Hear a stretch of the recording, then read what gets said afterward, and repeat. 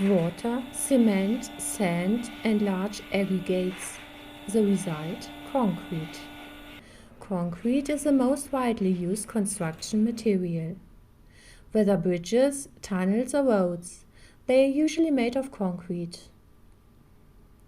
And we count on its strength.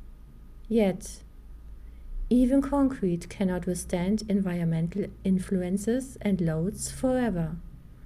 Those cracks are small and that doesn't affect so much the stability of a structure. But through even smaller cracks, fluids and salt and other chlorides, for example, can penetrate, and that can lead to corrosion. And that is what we don't want to have inside of a concrete structure.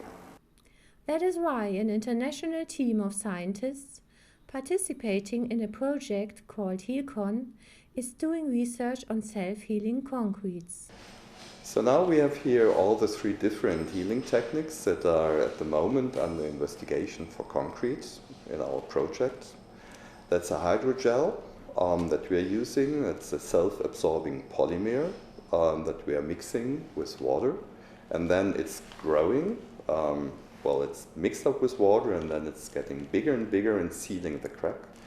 We have the epoxy resin, and that resin is released inside of the capillaries whenever there's a crack, and then the epoxy resin is filling the crack and sealing that as well, and you get also a strength regain with that material. And we have the bacteria, and the bacteria are put inside of that lyopore clay spheres, and whenever there's a crack, then the bacteria get in contact with water, they become alive because they are formerly in a dormant period. And when they are alive, they produce calcium carbonate, and that is sealing the crack as well. But how effective are the healing substances really? Professor Grosser and his team used non-destructive testing methods like acoustic emission techniques to answer this question. So here we have a concrete specimen, and in this beam we put in some glass capillaries that are filled with epoxy resin.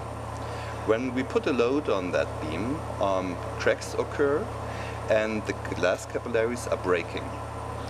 While they are breaking, they are releasing sound in form of elastic waves. And that elastic waves we can record with acoustic emission sensors that are placed around the sources. And they are recording that acoustic waves, and then we know exactly when the glass capillaries are breaking and when the healing process begins. For in situ applications, we've developed an ultrasonic technique that is very similar to the prenatal diagnostics in medicine that you might know.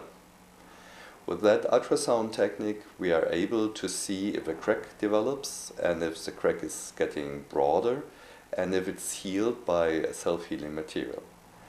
And that is very important for the stakeholder to see if the new material that he's buying is working well or not.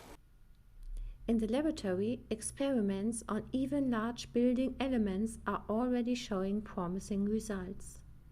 In the next stage, the scientists will deploy the technology to real structures, like bridge or tunnel sections.